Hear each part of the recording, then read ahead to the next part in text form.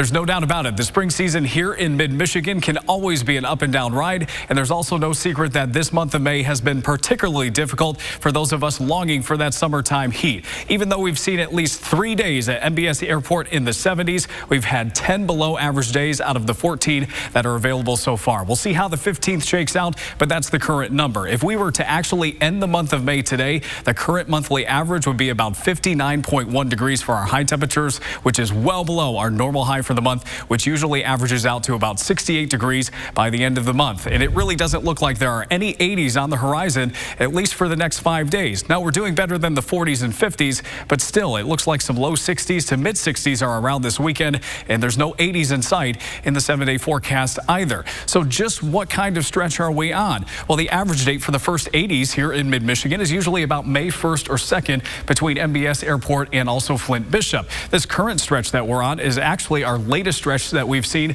since May 25th of 2006. So it's been almost 13 years since we saw a stretch that lasted this long. If we stretch this out until June, the last June arrival, that was back in 1997, even longer of a time period. The latest 80s have ever arrived here in mid-Michigan, June 10th and 11th at MBS and also the Flint Bishop Airport of 1924. So is there any sort of hope on the horizon for above average temperatures towards 80 by the end of the month? Well, the 8 to 14 day temperature outlook for May 22nd through May 28th is finally starting to paint an above average picture. Let's keep our fingers crossed by the end of the month. Above average means the 80s. From the First Warn 5 Weather Center, I'm meteorologist Chris Eastlick.